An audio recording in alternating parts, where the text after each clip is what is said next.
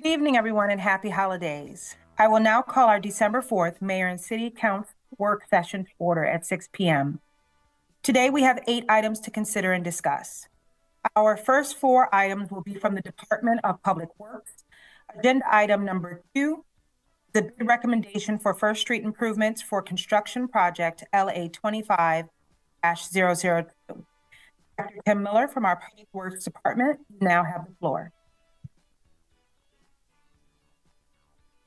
Thank you, and good evening, Mayor Keith Sidner, Council President Kyla Clark, and Laurel City Council members. The Department of Public Works is requesting approval for construction project LA 25-002, First Street improvements. This project includes the 2-inch mill and overlay, repair of concrete sidewalks, a curb cut outfall swale, riprap, concrete curbing at First Street in the city of Laurel, Maryland. At a sealed bid opening at 10 a.m. on October 16th, the city received a total of 10 bids for this project. The bids received, ranging from lowest to highest, are as follows. SFMS LLC, $55,458.30. Calvert Ready Mix, $58,166.90. Chamberlain Contractors, $68,360. VMP Construction Company, $69,945. Espina Paving, $70,774. Alcoa Concrete and Masonry, $72,450. Arthur Construction, $75,302.50. E&R Services, $76,839. Ross Contracting, $86,944.50. And our 10th bidder was Francis O'Day at $107,219. Funding for this project is provided for in the adopted FY 2025 CIP First Street Improvement Project. It's recommended that the contract for this project be awarded to SFMS LLC, a certified woman's business enterprise, minority business enterprise, disadvantaged business enterprise, and small business enterprise from Gaithersburg, Maryland, for their bid of $55,458.30. And we are requesting an additional contingency of $5,541.70 for a total of $61,000. SFMS has previously completed projects for the city. If you have any questions, I'd be happy to answer them now. Thank you, Director Miller. Are there any questions or comments from the council?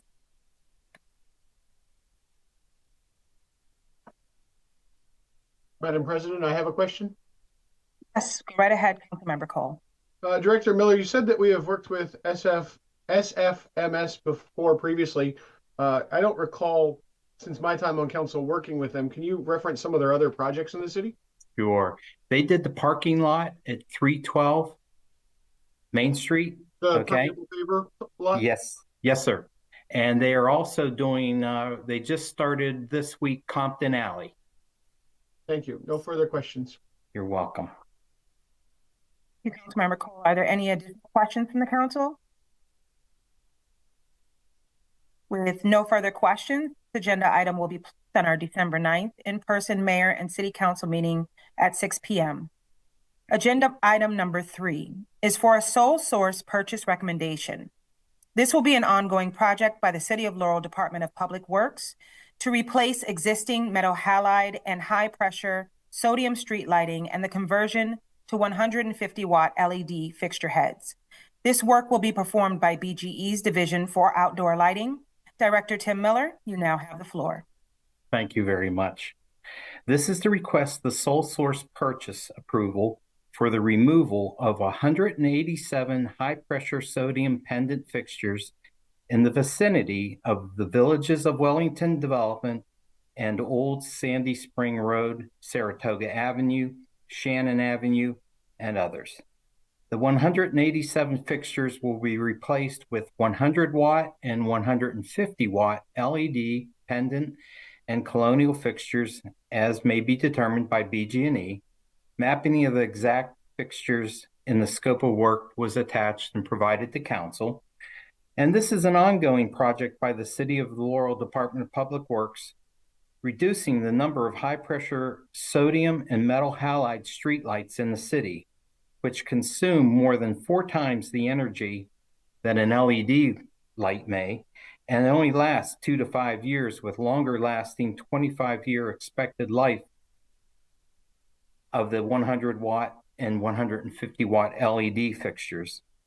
The work will be performed by BGE's Division of Outdoor Lighting. BG&E is the public utility services provider for gas and electric services for this entire City of Laurel. It's recommended that the mayor and city council of Laurel approve this purchase from BG&E, an Exelon company, for a total of $165,989 for improvement of energy savings and sustainability at these locations. Funding for this project, that's the wrong one. Funding for this project is provided through the fiscal year 2025 street lighting program and a $25,650 grant from the Maryland Energy Administration that we acquired last summer. So we're incorporating that now. Last year, this is quite an increase in funding for this initiative, where we did, I believe it was 65 lights last year, and we've really bumped it up this year with the availability of funds and this grant. So if there's any other questions, I'd be happy to answer them. Thank you, Director Miller. I will now open the floor for questions from the council. I have a question. Okay. I'm sorry, can I go? Okay. Yes, go right ahead. So BG&E, I guess, is replacing and putting these in, and we, the city, will have to take care of repairs if anything goes wrong, or who would take care of that? Yes, well, the city has to take care of. The city actually owns roughly 1,700 lights throughout the city. Right now, I believe we've replaced or will replace with this initiative close to 1,400 lights. We've made those conversions from the metal halide and high pressure sodium to LED. So I would say maybe 2, maybe 3 more years, and we will have replaced all the lights in the city. Any new lights that have come into the new subdivisions are already LED lighting. So, that's taken care of. And we should have, again, not have to replace them for 25 years or so. There are some problems, I will admit that, and that's inherent with the bulbs that one of the manufacturers put out there, and that happened to be the lights that have a purple haze. And as we are made aware of those, we call those into BG&E, and they will come down, let us know that they won't even let us know that they're down in the city, and voila, they replace them, fix them. Yeah. Thank you. Councilmember Mills, I saw that you had a question as well. Yes, good evening, everybody. I just wanted to know if I know that area has like a HOA. Do HOA dues is that, or can that be applied to that type of work? If you know.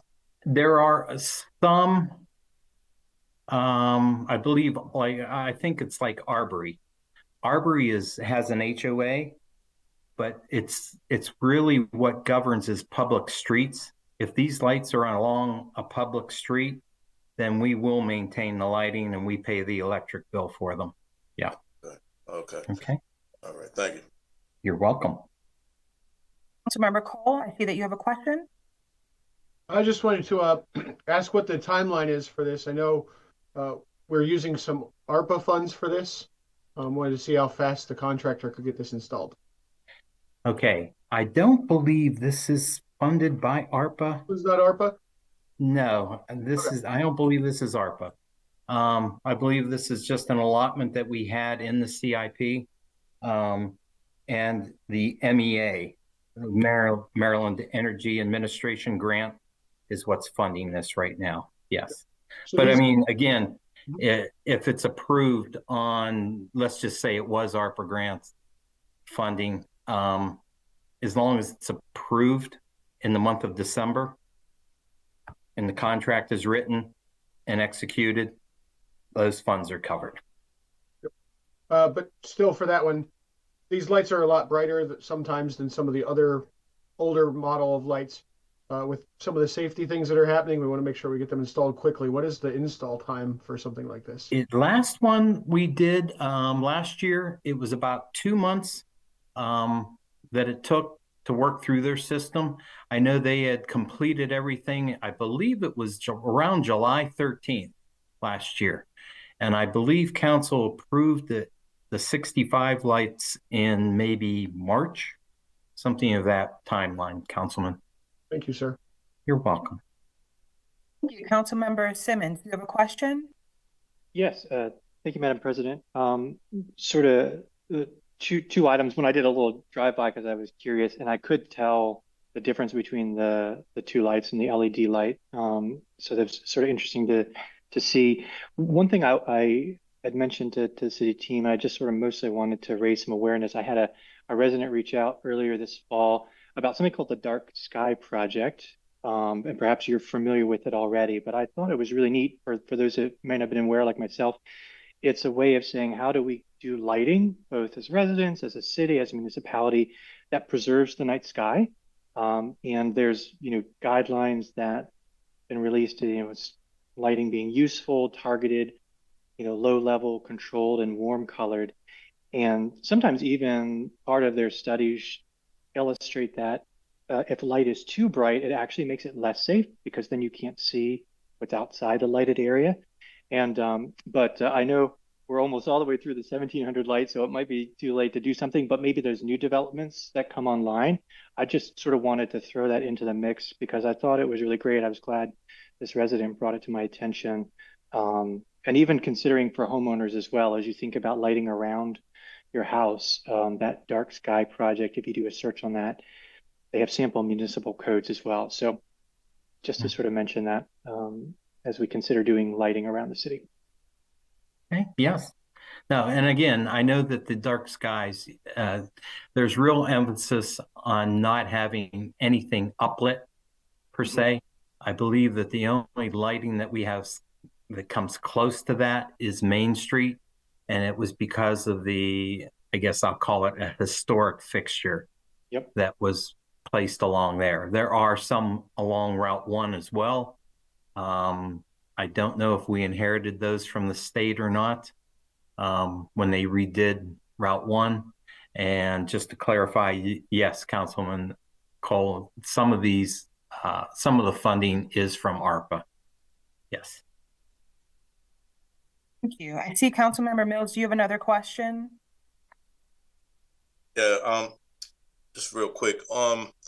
Director Miller, I know we're working on sustainability, but I was talking earlier with Councilman Simmons about having the city, becoming a smart city. And I was just wondering, why are we not working towards that? Like we have the stop signs with solar panels on them, but like if you're going to upgrade these lights, like why we're not working towards like adding solar panels to the lights to reduce the bill?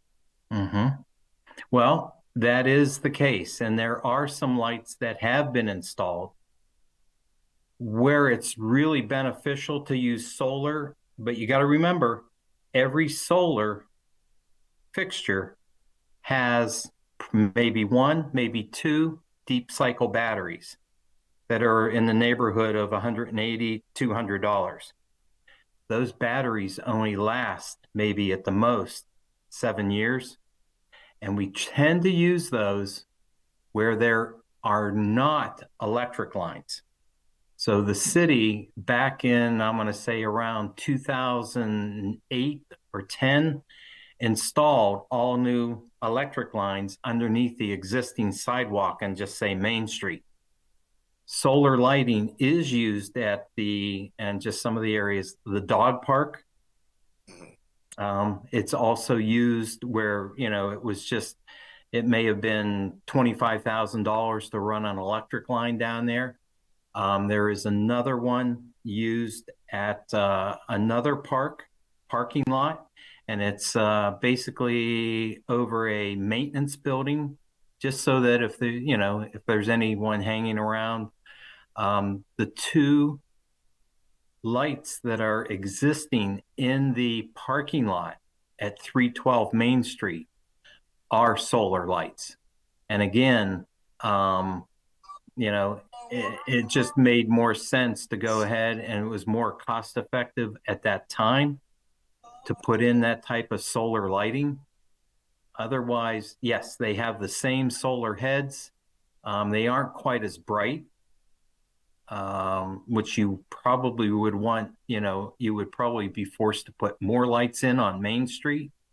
But overall, we tend to use that where there is no electric available.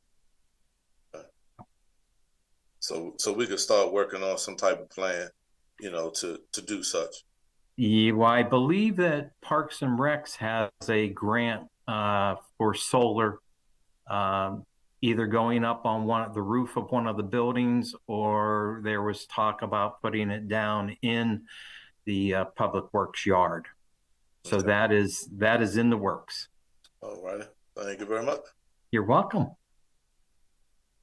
Thank you. Does anyone from the council have additional questions for Director Miller regarding this agenda item? Okay, so with no further questions, this item will be placed on the agenda for our December 9th meeting, which is actually virtual. Moving to agenda item number 4, which will be a bid recommendation for improvements on Lafayette Avenue for construction project LA 25004. Director Tim Miller, you now have the floor. Thank you. The Department of Public Works is requesting approval for construction project LA 25-004 Lafayette Avenue improvements. This project includes the 2-inch mill and overlay, replacement of thermoplastic stop bars, crosswalk, and bike lane symbols on Lafayette Avenue in the city of Laurel. At a sealed bid opening at 10 a.m. on October 16th, the city received a total of 10 bids for this project. The bids received, ranging from lowest to highest, are as follows and were read aloud. VMP Construction Company, $65,940. Calvert Ready Mix, $65,555. SFMS, $67,675.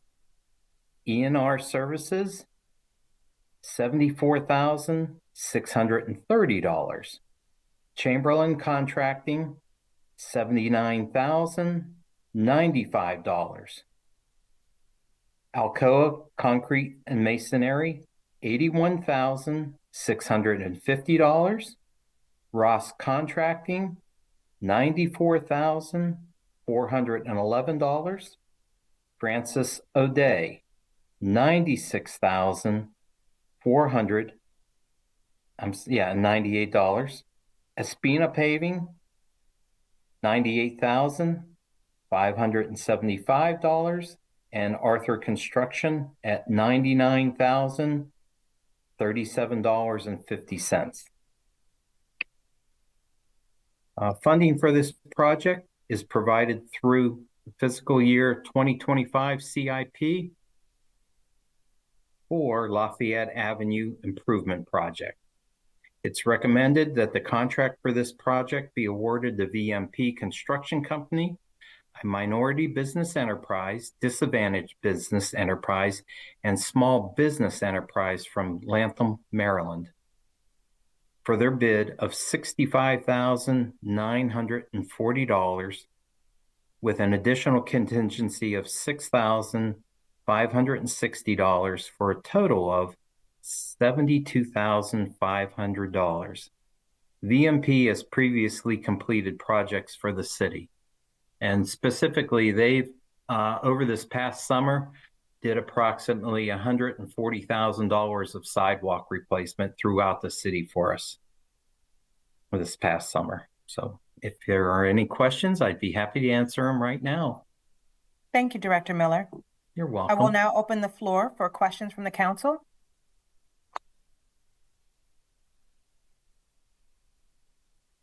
I do have one question if no one else does. I do see in the recommendation that bike lane symbols will be included. Does that also include lines on the sides of the roads? I know that residents have been asking about that as well. We have not put lines on the road, but we can, and I'd be happy to do that. What this does include is a stop bar that is approximately 12 inches wide, and it's thermoplast. We've gone to thermoplast throughout the city and tend not to do as much painting because the thermoplast will last probably 10 to 12 years versus the paint that sometimes lasts just 2 to 3. But no, we'd be more than happy to do that. And this also includes the bicycle way symbols that will be thermoplast and melted down into the pavement as well in this area, because it is part of the city's bike route. Yep. Thank you. Some residents have mentioned that we had it previously, and I know that DC can be a little bit of a challenge for everyone to stay safe. So I just wanted to mention that. Thank you so much. You're welcome. Thank you. Any additional council members have any questions? Okay, hearing none, the item will be placed on the agenda for our virtual December 9th meeting. Moving to agenda item number 5. An architectural and engineering firm's contract continuation recommendation retain 3 on-call engineering firms through July 1st, 2025. Director Tim Miller, you have the floor again. Thank you. The Department of Public Works is requesting approval to extend the current on-call engineering contracts with the 3 firms listed below through July 1st, 2025. They are EBA Engineering, Century Engineering, and KCI Technologies.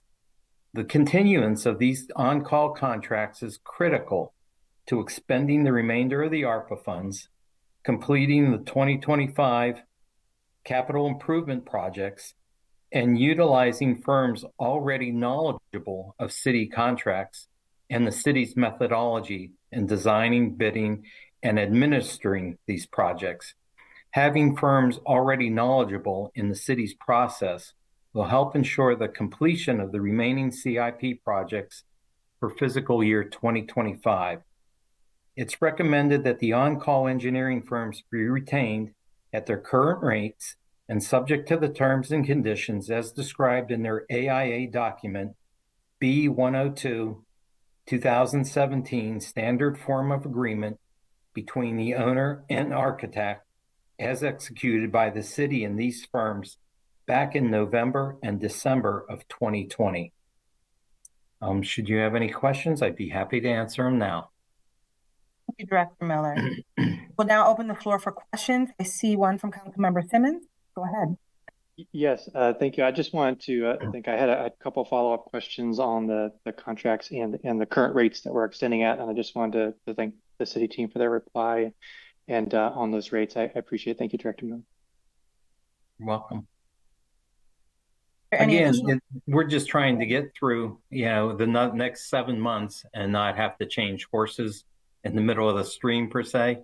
And we will go ahead and probably in March of 2025 begin the work to put out an RFP for several, engineering firms. Thank you. Are there any additional questions? Okay, hearing none, this item will be placed on the agenda for our virtual December 9th meeting. Agenda item number 6 is a proposed resolution, number 5-2024, a resolution of the mayor and city council to create a committee to assist the city's Department of Economic and Community Development to ensure that the master plan addresses the city's vision for future development and growth and to provide an effective date. Director Monte Burrow of our Economic and Community Development Department, you now have the floor. Good evening, Madam Chair and Mayor and fellow council member. I'd like to first say congratulations, Councilman Clark, for your appointment as president. This is Director Burrows. Resolution number 5/2024 is a resolution that allows the mayor and the city council to create a master plan review committee. The city of Laurel is required per state law to review and update the city's master plan at least once every 10 years. The committee will assist the city Department of Economic and Community Development to ensure that the plan addresses the city vision for the future development and economic growth. The committee shall consist of 10 members. Thank you, Madam President. That concludes my reading. I'm here for any questions. Thank you, Director Burrow. Are there any questions from the council on the proposed resolution? I do have a question for constituents and myself pertaining to the master plan. If you can just elaborate on what this master plan will consist of, that would be helpful. Thank you, Councilman Mills. This master plan will consist of the vision for the next 10 years. With the committee's help, we will try to make the city look better. What we'll try to do is make it grow. We will see areas that will need improvement. And when development comes in, we'll give them a guideline on what we are looking for to see. I know we will have our first sustainability section. So we would be dealing with sustainability. We'd be dealing with recycle. We'd be dealing with, making sure this city stays healthy, that it flourishes. But it makes sure also looking at different areas that we have now and see where we can improve in. So to answer your question, it's a new vision for the city, looking at areas that may be a little dormant and bringing forth new development that will help create a healthy environment. Thank you. Thank you, Councilmember Mills. Councilmember Simmons, I see that you have a question. Yes, thank you, Madam President. Something to mention too, if residents are interested, copies of the former master plans are available on the city's website. So if you want to get a flavor for what's in there and the types of things that are outlined, I encourage folks to just go to thecityoflaurel.org and search for the master plan, and you can see what the old ones look like. Something else to share for those who may be watching as well. I know Mayor Sidner and the committee sort of get together on Monday mentioned too that the master plan committee meetings will be open, and if folks have ideas or things that they want to suggest, please feel free to contribute. There's going to be a committee that's formed specifically, but I know they also do want to hear from anybody in the community that has ideas. I know sometimes there's small businesses that I interact with around town that have ideas of what if this, and oh, I have an idea for that. This is a great time to sort of bring that forward and bring it before the committee, and excited to see what it leads to. Thank you. I'm sorry, Madam President. I want to add to my question. Yes, go right ahead, Member Mills, and then I see Member Johnson has a question as well. Okay. So I was just wondering, with this master plan, I didn't hear anything about safety, and there's been an issue of safety, within the city and outside the city, and I was wondering, is there an aspect of safety within that master plan, and if so, I've always soldiered the idea, advocated for the idea of having more ring cameras in the neighborhoods, in all neighborhoods, to create a dome of protection for us. Is that such a thing as far as safety in that master plan? To address your question, yes, we will address safety. We will address all areas, especially looking back at the master plan. So yes, we will look at areas. We have on our committee various subject matter experts that can help us and aid us to better enhance and better protect our different communities. So we will address the safety issue. We have, once we get everybody appointed, we will have members of the police that will help us. We will have subject matters, even lawyers who will help us address concerns overall. So we will, Councilman Mills, to make it short, address safety in each and every community the best we can. Thank you very much. Councilmember Johnson, I see the mayor would like to say something really quick, if you don't mind. Thank you. And Dr. Barrows answered the question. Okay. Thank you, Mayor Sidnor. Woman Johnson, please proceed. Thank you. Thank you. So just really quickly, I guess to give a little background, can you share with us, because I know this isn't the first time it's been done, who has participated in putting the master plan together previously? And based on that, why do you feel it's important to have this committee do it instead of how it has been done previously? To answer your question, Councilman, we're basically duplicating what was done before. Our predecessors before, we had council people, especially Councilman Wilson, who was president and who will come along again and steerhead the committee. So we're duplicating what we did before, but I think now we're getting more fine-tuned with subject matter experts to help us, especially with so much going on now. We want to get to the direct resolutions or answers to communities to help enhance them. So we basically following the same guideline, but I think on this committee, we have more people who can aid us and also the team on the economic community development who has the expertise also. So we basically duplicating the same thing. Thank you. So Member Cole, I see that you have a question as well, and then we have Councilmember Mills again. No question, excuse me, no question, Madam President. Just a comment for the council. The master plan is a very large document. I would encourage everybody to go ahead and read through the current document. It outlines the process that the previous committees have done, what this resolution that we're considering at this next month's meeting does is essentially create the same committee as before, add some additional components to it, such as this sustainability that the director mentioned. But this resolution that we're going to create will then appoint the members in January or February, whenever the mayor makes those appointments, and it guides what's happening for the Planning Commission and Economic and Community Development. It's a guideline. It's not a binding document, but it guides the city's growth. So take a look at what's in there. I think it's 300 or 400 pages long. There's quite a bit, but the more you understand about that, the more you'll understand about what this resolution is going to do.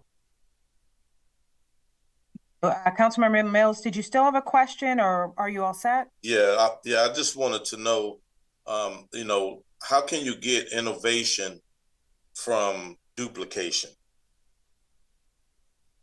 To answer the question, I believe you can get a lot of innovation from duplication. We're not where we were before 10 years ago. We're getting better. So I think with the wisdom of the staff and the wisdom of the subject matters, we can get better. We know as technology grows, human beings grow. So I think the ideas of those in the committee will be refreshed. Even the members that were there before, they seen how we progressed, so that I believe they will help and aid us to a better future. So I believe, when you say the word duplication, it can have a negative connotation. But in this instance, I believe it's a helpful thing because we have seasoned and experienced people who were or have seen 2016, and now we want to move to 2026. So I believe it will help us more than it will hurt us. Would there be any youth ideas? Yes, it will be youthful ideas. Let me interject in mine.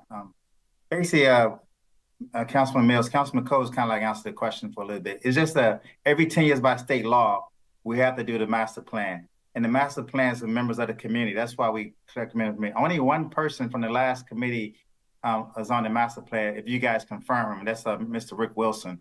Everyone else is brand new. And subject matter experts, Deputy Chief Polinsky is our subject matter expert for law enforcement. So it's a combination of people with different backgrounds. Once you receive their resume, and tonight this resolution only is giving you permission. We asking permission, we can form the committee. That's what this resolution is for tonight. And once you pass this resolution, then we'll present you the resumes, those individuals that you can, from the community. They're not elected officials. They're working men and women from the community, live in the community. They want to see the community for the next 10 years, how the community want to be. Changing the zoning for different things. That way developers come into the city, they know what zone, what business they can put in there, what like we was talking about no kill animal shelter.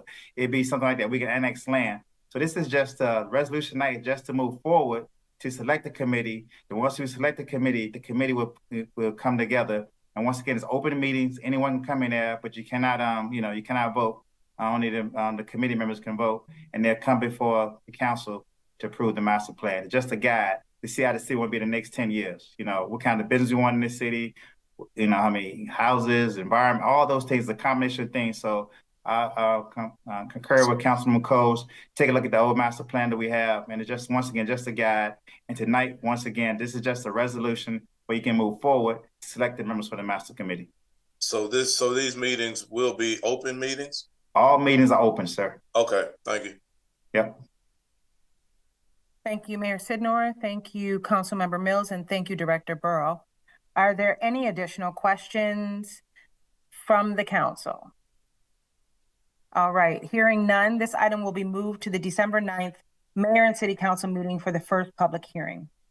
With 3 additional agenda items remaining, we will now move to agenda item number 7, proposed resolution of the Mayor and City Council Resolution number 6-2024. This proposes to declare a temporary moratorium regarding the processing of zoning matters within the city of Laurel, Maryland. Director Monte Burrow, you now have the floor. Good evening again, President. Madam President, Mayor, and fellow councilmen, this is again Director Burrow. Resolution number 6, 2024 is a resolution of the Mayor and City Council of the City of Laurel declaring a temporary moratorium regarding processing of zoning matters within the city during the development of the master plan. In 2016, the city amended its most recent master plan. Staff anticipate it may take up to 18-month process to adopt a new and revised city master plan and comprehensive rezoning plan. Within the 18 months, staff recommend that the mayor and the city council place a reasonable moratorium 10 months upon the processing of zoning requests, special exception requests, and text amendment during the pendency and review of the new master plan and comprehensive rezoning plan. Staff recommends a moratorium beginning in January 2nd, 2025 through October 31st, 2025. Thank you, Madam President. That concludes my reading. I'm here for any questions. Thank you. Thank you, Director Burrow. Are there any questions from the council on the proposed resolution? I see Councilmember Cole and then Councilmember Simmons.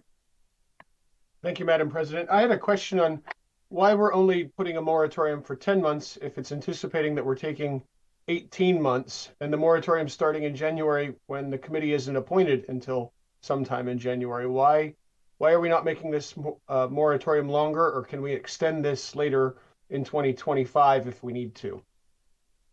Thank you, Councilman Cole.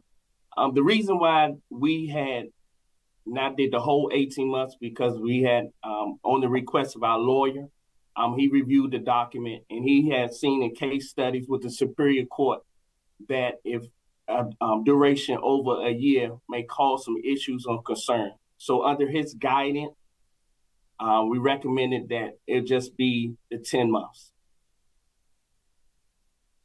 Thank you, sir. But to answer my second question, can we extend it if we need to after 10 months? To answer the question, I believe we'll contact Councilman Cole. I'm sorry. We'll contact our lawyer. Like I said, the advice we're getting right now is from our solicitor, our lawyer. So if we need to go any further, we'll contact our lawyers to get further advice on that. Thank you very much. Councilmember Simmons. Yes, and just to clarify further, again, for folks who might be watching as well, I know that the moratorium is for particular actions, the zoning, special exception, text amendments. Could you just elaborate a little further on what things actually can go through in terms of development or changes, and how those compare to the things that won't be able to go through during the moratorium?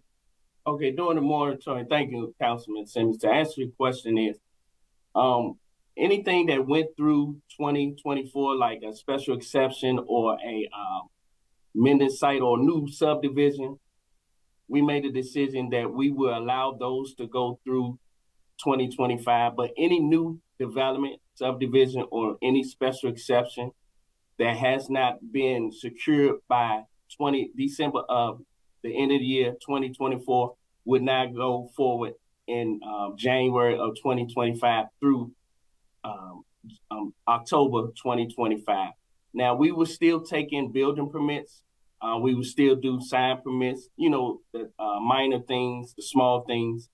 Anything that comes through the portal, we will take those in. But any subdivision or any new special exceptions that come in January, from that point on to October, we will not accept. That will give us opportunity to focus on the master plan and help out any way that we need to do any analysis. So to answer your question, anything major, we won't take in.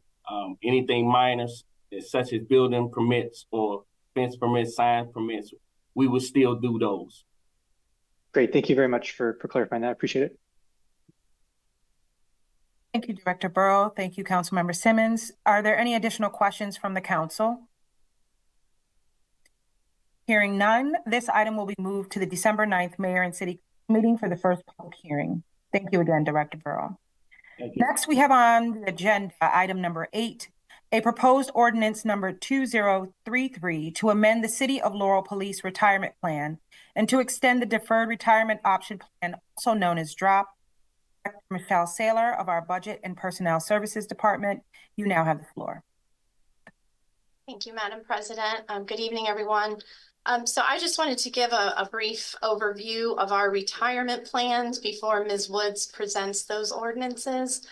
The city administers its own retirement plans for all full-time employees.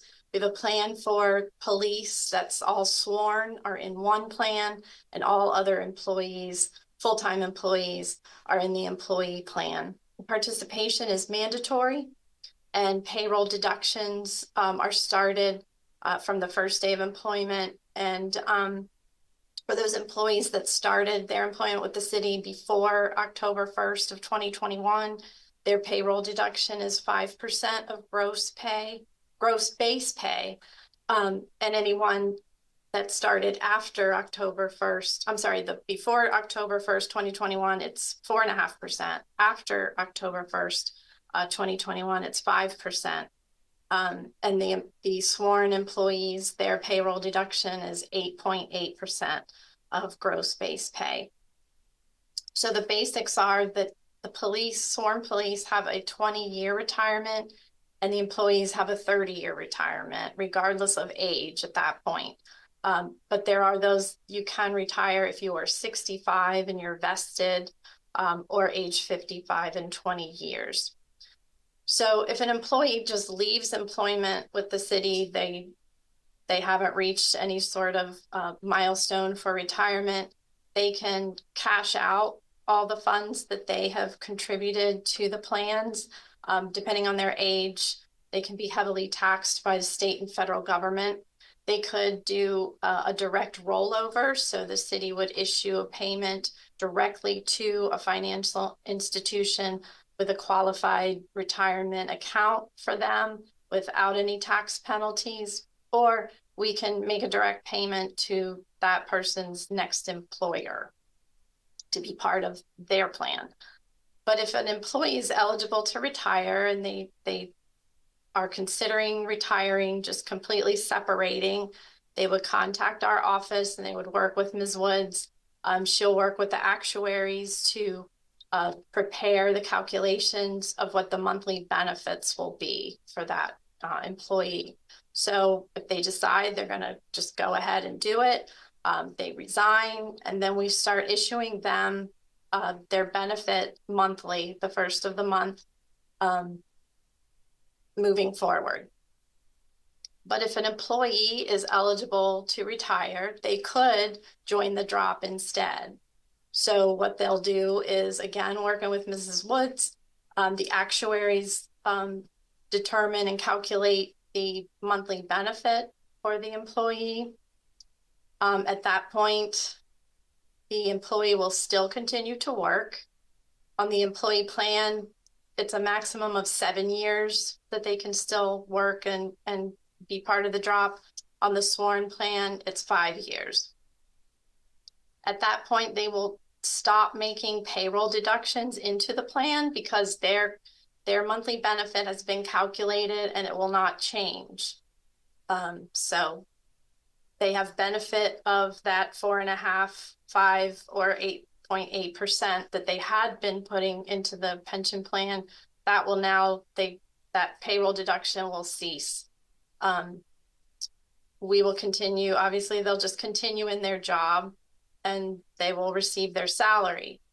But the amount of their monthly benefit determined by the actuaries will be sent directly to a Charles Schwab account for their benefit, and the investment of which is self-directed. So when they sign the papers to join the drop, they'll make determinations on the investment, the percentages of investments in which they want to participate.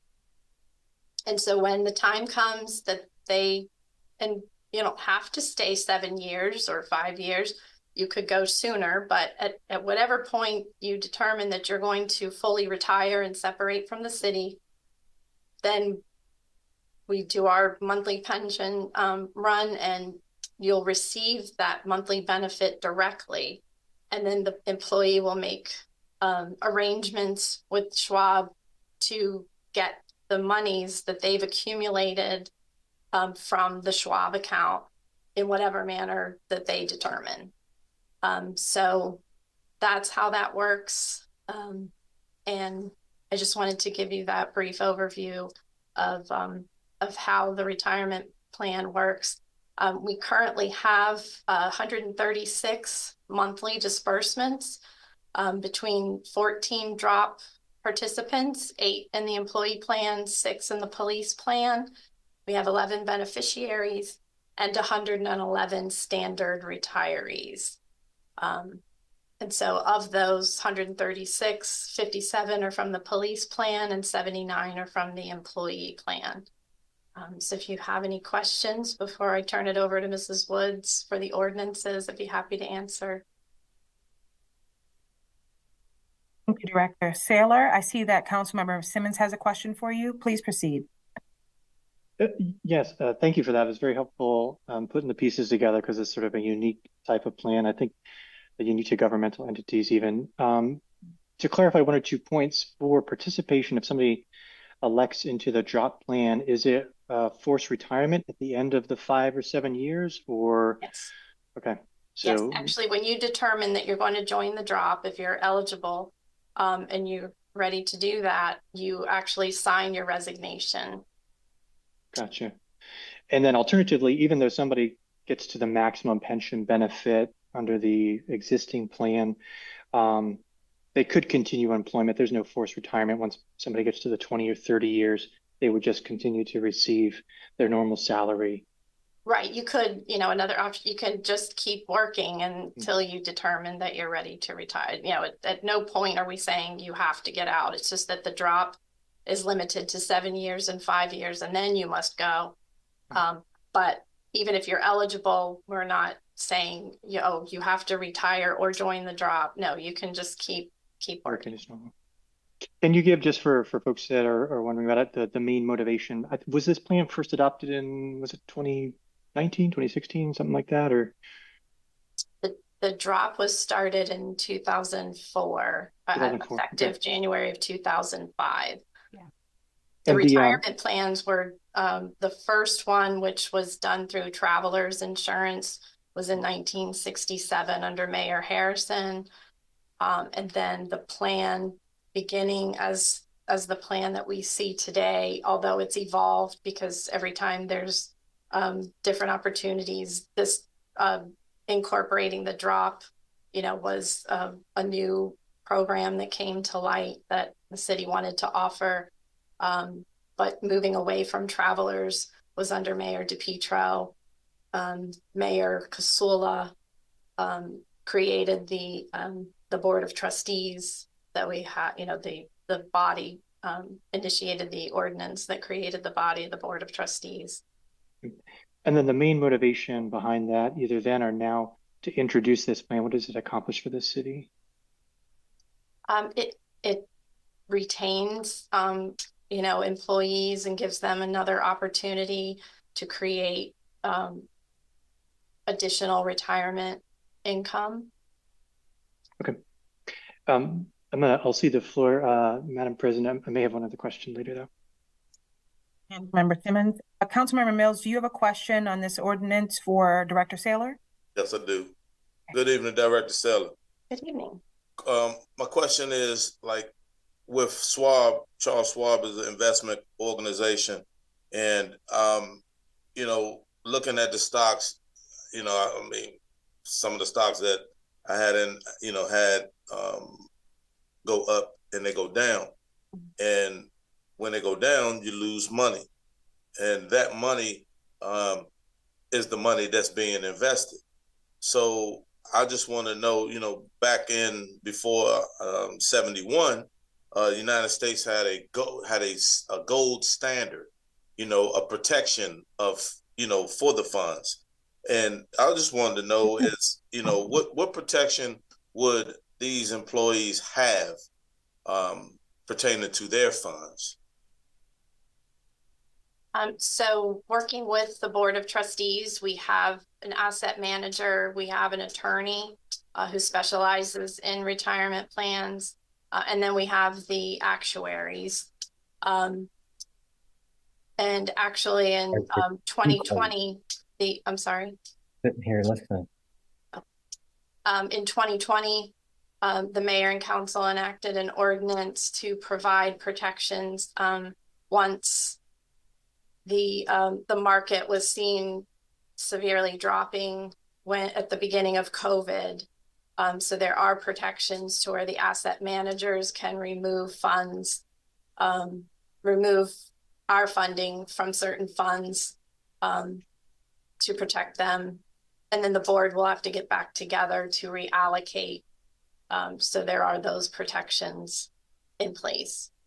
So there's no type of hard asset that the city could invest in to pertain, to have a solid backing of those funds?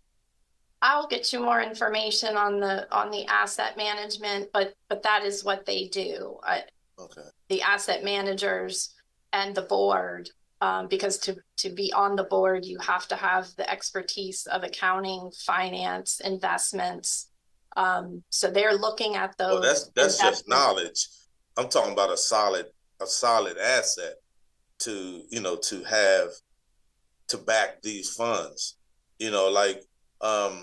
Right. Well, I guess what I'm saying is I'll get you the information. I don't know off the top of my head what that stopgap is, but they're the ones that work with it on a day-to-day basis. So if you can they bring those recommendations to the board. But we do have that emergency protection in place. All right. Thank you. Thank you. Thank you. Director Saylor, did you also say that Deputy Director Woods was going to explain the ordinances for this agenda item? Yes, ma'am. Okay. There she is. Yeah. Thank you. Good evening, Council President Clark, Mayor Sidnor, and council members. The deferred retirement option plan, which is known as the DROP, for both the employee and police plans were established through the adopted ordinance 1446 for the employee plan and ordinance 1447 for the police plan on December 13, 2004 for a 5-year period beginning January 1st, 2005.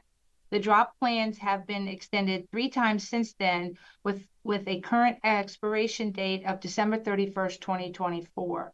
This will be the 4th extension of the DROP program for both plans.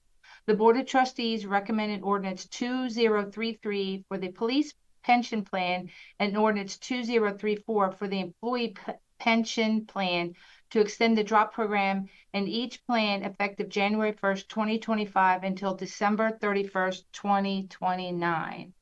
I am here to answer any other questions if you may have.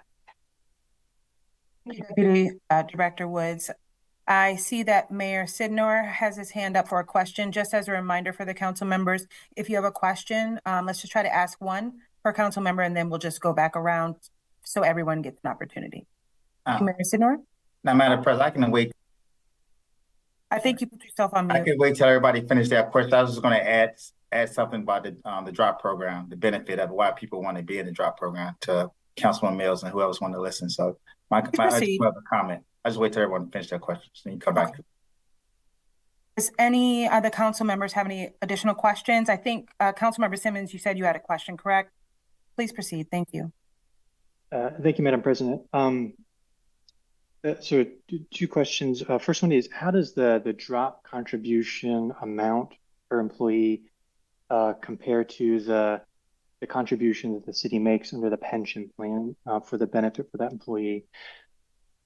And I can clarify that question if helpful. I'm sorry, the DROP contribution?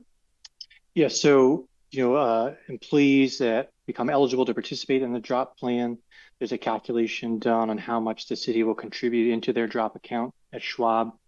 Is that equivalent to the pension benefit they would have been eligible for had they retired? Is that a lesser amount, a higher amount?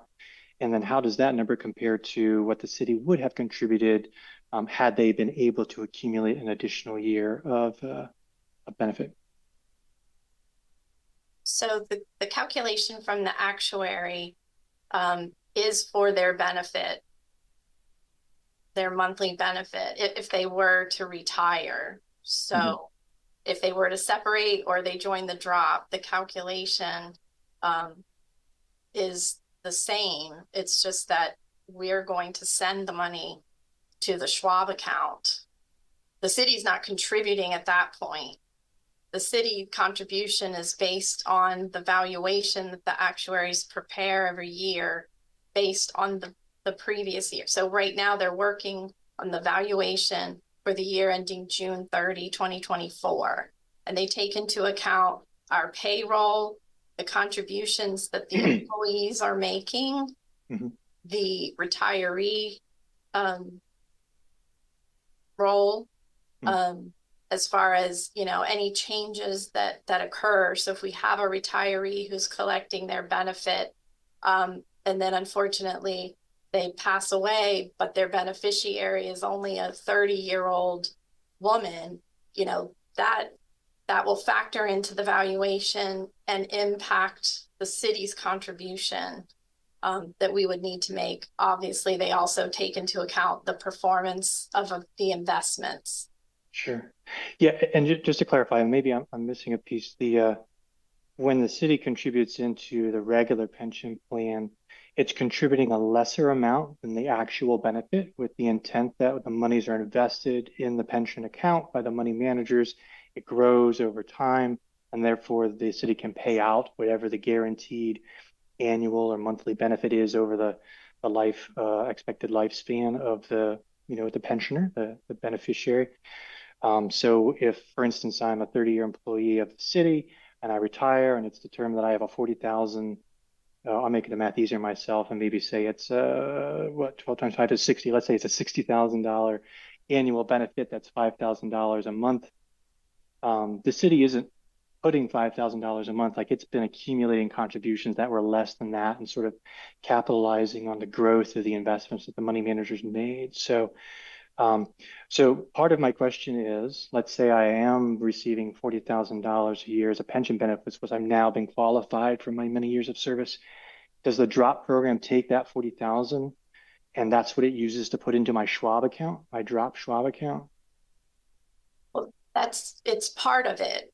So they're taking into account, again, at the end of the fiscal year, Mrs. Woods provides the actuaries with the report on all of our base payroll and the contributions that we are all currently making now that are going in. So they will also, as they perform the valuation, they will also prepare statements for each and every employee that will tell you how much you cumulatively have contributed on your own and how much based on the estimates and the interest rate that the board has determined that we're using for growth, and generate for each person a statement that will say, you know, at your retirement date, this is what your estimated monthly benefit will be. So they do take into account what we've put in through payroll deductions and interest accrued.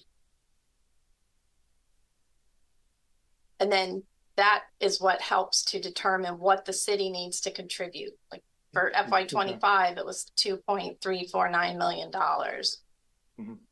And that's on the pension, including the drop, or no?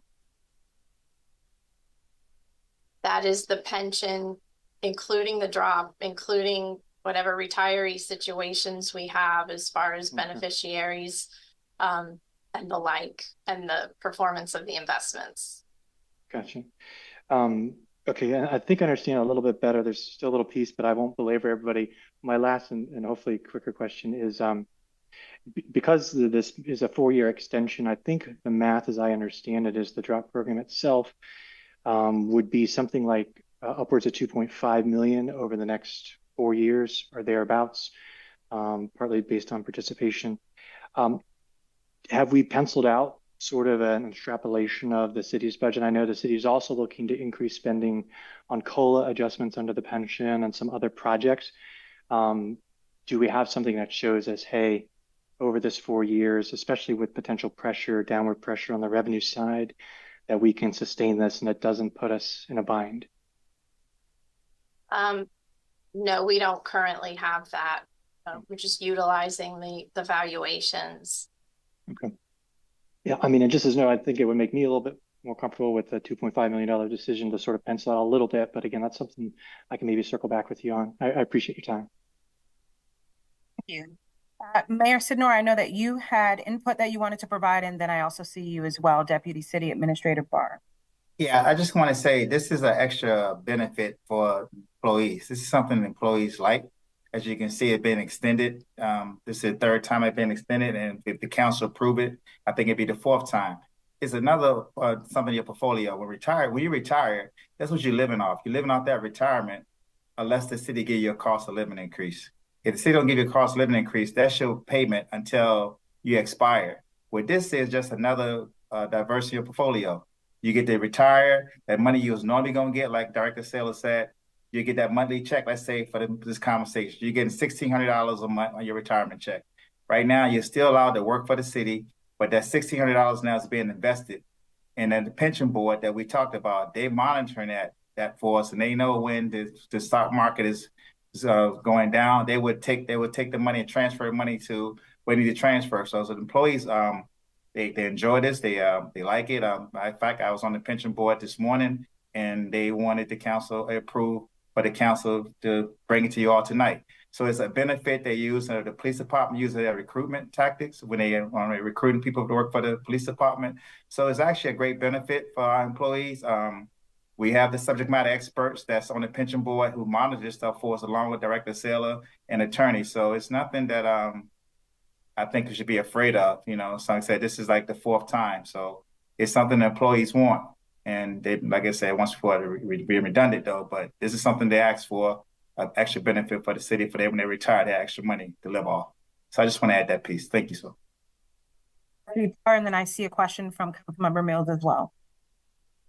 Yeah, Ms. Saylor, would it help to maybe explain the process of getting the defined benefit, that once that has been established and you start collecting your already defined benefit, that number never changes. Once you say, I'm going to retire, that number is that defined benefit, regardless of whether your salary increases, any bonuses, anything like that, we are no longer, and the city is no longer paying into your retirement. You're essentially collecting your retirement, and it's going in, it's a pass-through and going right into the Schwab account.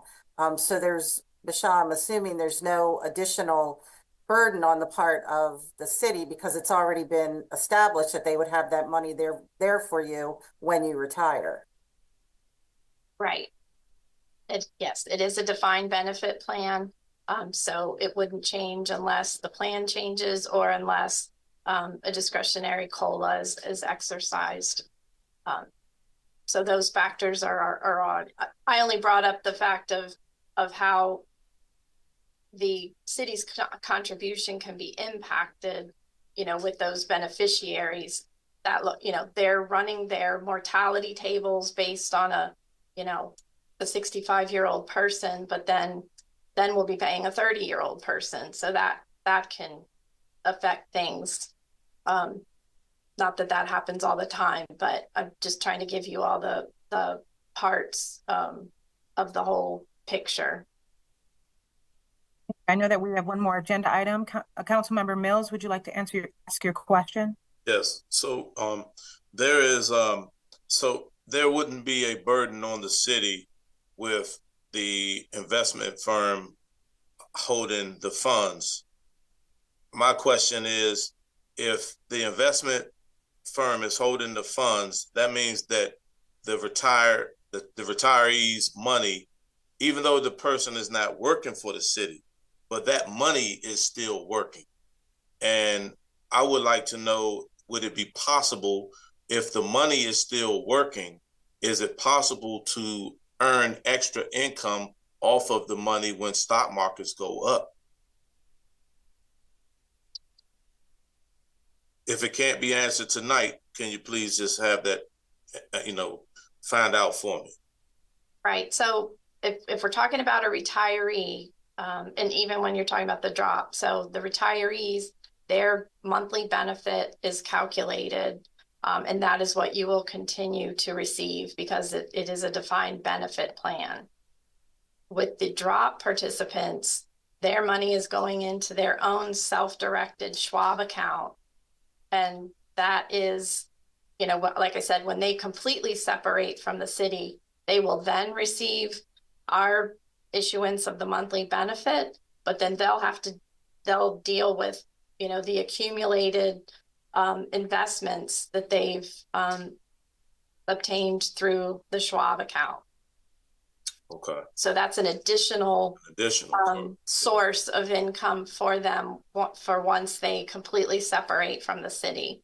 And we've had folks that have left the drop before with, you know, over $300,000 at the time. So you just have to ride the wave of the stock market. Exactly. That's great. Okay. Thank you. Thank you. Thank you, Director Saylor and Deputy Director Woods. Does the council have any additional questions at all? I know that I also submitted my questions, and thank you for answering those earlier for me. I don't see any. Hearing none. This item will be moved to December 9th, Mayor and City Council meeting for the first hearing. For our final item of the evening, agenda item number 9, proposed ordinance number 2034 is an ordinance to amend City of Laurel Employees Retirement Plan to extend the deferred retirement option, also known as DROP, provide an effective date. Director Michelle Saylor, you now have the floor again. Councilwoman Clark, I already went over that with my, so I just combined them together. I'm sorry, I should have told you that, but they're combined together. Okay, thank you. That's what I was wondering if you were speaking on item number 8 or 9, but both that's of perfect. them. Yeah. Okay, perfect. Does anyone, I see Councilmember Mills does have a question, or is your hand accidentally up? Sorry. It's okay. Mayor Sidnor, do you have something you would like to say as well? Yeah, just one more thing. And once again, that the drop is optional. Employees, once they reach their regular employees reach 30 years, they can retire. They don't have to go into the drop. The drop is something that they want to do on their own, but they don't have to. They can just straight retire and get their retirement pension, and that'll be their retirement pension until they expire or their spouse expire. But the drop is, once again, is additional income for them to have after the 5 or 7 years when they tend to withdraw from it. Just want to close out with that. Thank you. Thank you, Mayor Sidnor. I know that we worked through a lot tonight. Thank you, everyone, for your patience and your participation. As a reminder, we will have our next meeting virtually at this on Monday, December 9th at 6 p.m. All are welcome to attend. With no further business to come before the mayor and city council, this meeting is adjourned. Great night.